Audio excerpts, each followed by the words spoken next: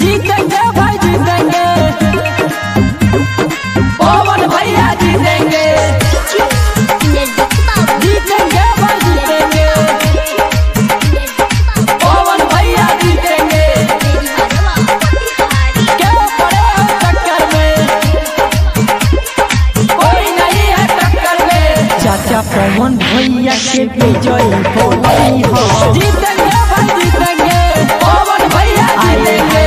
चाचा पवन भैया के विजयी बनई हो। क्या पड़े हो टक्कर में, कोई नहीं है टक्कर में। देखिए अपन वोट नहीं के जीतई हो, देखिए अपन वोट नहीं के जीतई हो। जिंदाबाद जिंदाबाद, चाचा पवन भैया के विजयी बनई हो। क्या पड़े हो टक्कर में, कोई नहीं है टक्कर में। चाचा पवन भैया के विजयी बनई हो। वार्ड संख्या 3 से ग्राम सभा नरचोचवा सोना टोला के प्रत्याशी पवन भैया को भारी से भारी वोटों से विजयी बनाए। एक चाचा एक चाची पवन भैया को भारी से भारी मतों से विजयी बनाए। पवन भैया जिंदाबाद। देखे नहीं जाति पात हो, खड़ा रहे सबके साथ हो। हवे सुशील ईमानदार प्रत्याशी, पिछले बेर पहले विकास हो। जीतेंगे भाई जीतेंगे, पवन भैया जीतेंगे। देखे नहीं जाति पात हो, खड़ा रहे सबके साथ हो। हवे सुशील ईमानदार प्रत्याशी, पिछले बेर पहले विकास हो।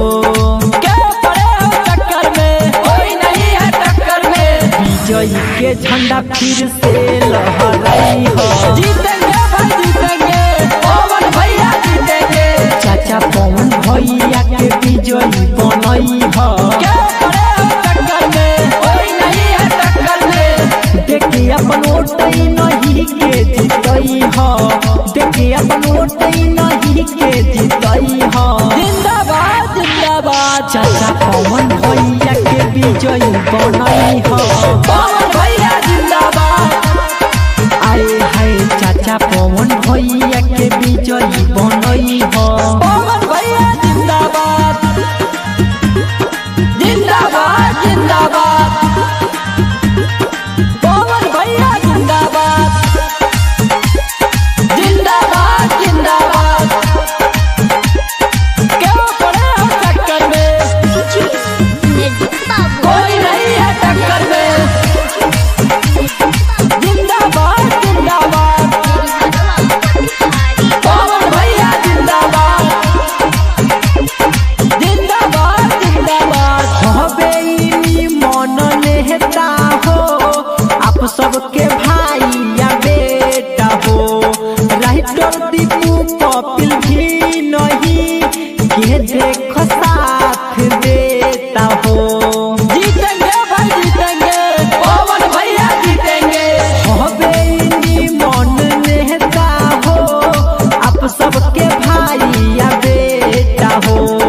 हरिओम दीपू कपिल भी नहीं के देख साथ देता हो। क्या पड़े हो टक्कर में, कोई नहीं है टक्कर में। सरगम सुनील कहे फिर से लियाई हो। जीतेंगे भाई जीतेंगे, पवन भैया जीतेंगे। चाचा पवन भैया के विजयी बनई हो। क्या पड़े हो टक्कर में, कोई नहीं है टक्कर में। देखिए अपन वोट नहीं के जीतई हो, देखिए अपन वोट